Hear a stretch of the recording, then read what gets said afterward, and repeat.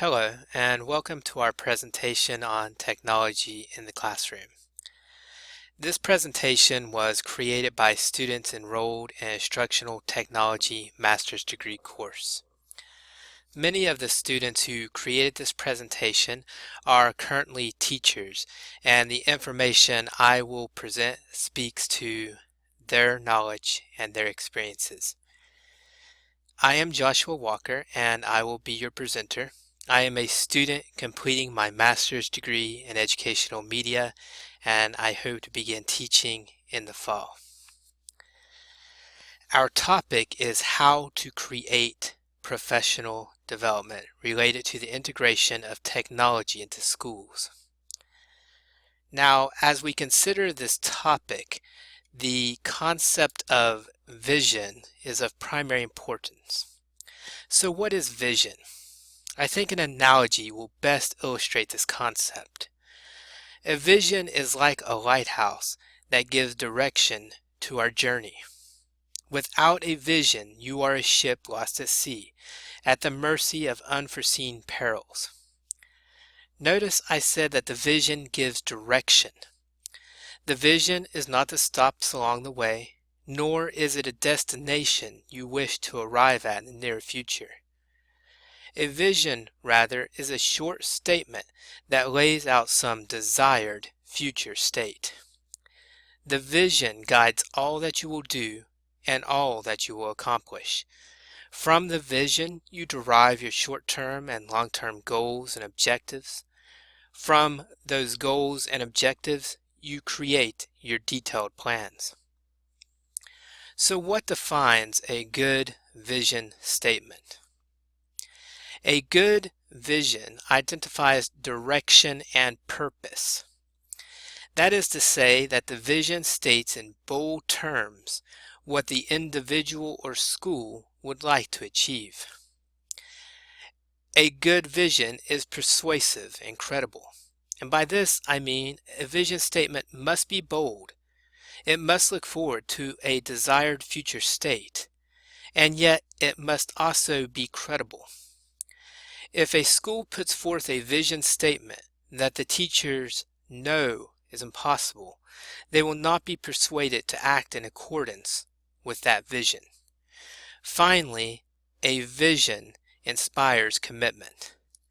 The vision describes that future state that is both desirable and achievable. Teachers then strive to achieve this vision. Our next concept in designing professional development for technology integration is that of time. As we instruct our teachers on how to integrate technologies into their classrooms, we must give our teachers time. Time to play, time to ask questions, and time to teach. Let's start with time to play. Our teachers are not unlike our students. They learn best with hands-on activities. You should, therefore, give your teachers time to play with the devices and the software. As they play with the devices and the software, they will inevitably have questions. And that brings us to the second point. You should give your teachers ample time to ask those questions. Finally, you should give your teachers time to teach. Do not provide too much information in one session. Provide the essential information and let your teachers try it out in the classroom.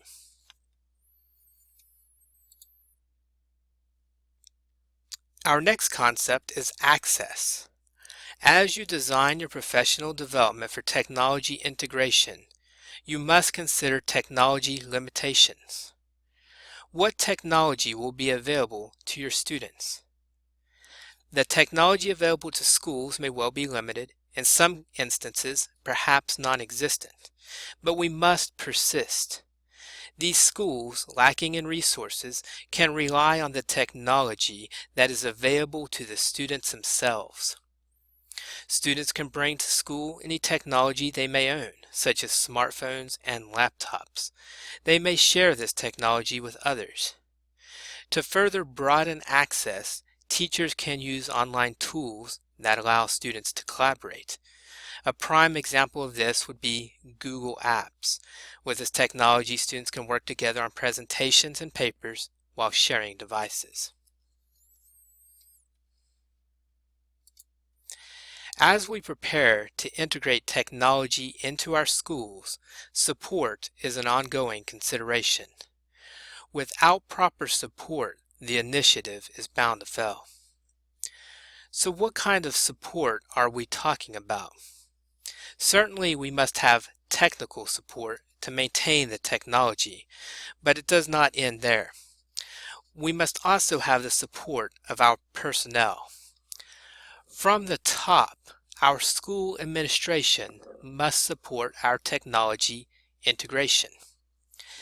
They must provide or support a compelling vision that inspires commitment from all involved.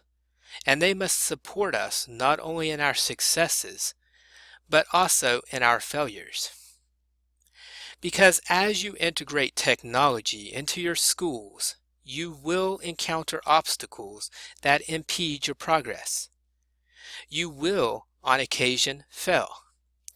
But you will persist and you will eventually succeed, backed as you are by the support of your school leaders. We also need the support of our teachers to ensure a successful technology integration. Teachers must commit to our vision and adopt it as their own. They must engage in activities that support the goals and objectives. For what are the goals and objectives but pathways to the vision? Finally, we must also have the support of our community, both locally and globally. Corporations, investors, and neighbors can provide the capital, resources, and knowledge necessary for successful technology integration. Let today be an example. We support your efforts to integrate technology into your schools, and you support us in globalizing our education. Now, as you deliver your professional development for technology integration, and as your teachers implement your recommendations, you will want to gather feedback from those teachers. You will want to discuss what worked and what did not work, what was successful and what was unsuccessful. Try as we might to offer recommendations that are tested and research-based, the real world will often not cooperate. You will face unforeseen obstacles and unexpected pitfalls. We gather feedback to learn about these obstacles and to modify our training accordingly.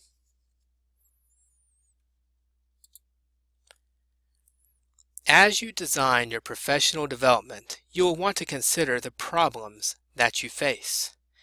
These problems are unique for each school depending on the country, the location within the country, and many other variables. On this slide, we list some of the problems that we face in our locality. These are low student achievement, lack of instructional coherence, inexperienced teaching staff, poorly functioning business operations, and low expectations of students. You may recognize some of these problems as your own, or your problems may be entirely separate. But whatever your problems may be, they should be considered and your training should address them.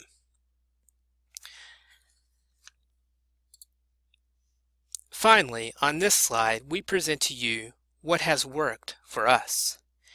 We start with what I believe to be the most important point, and that is share ideas with one another. Don't keep all the good stuff to yourself. When thinking about resources, we often consider money and time, materials and supplies, but we ignore the most valuable resource of all, knowledge. Develop methods by which to capture this knowledge and share that knowledge with others.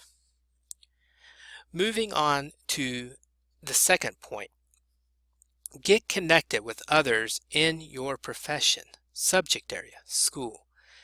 Connect through social media, face-to-face meetings, or through media like YouTube channels or TED Talks.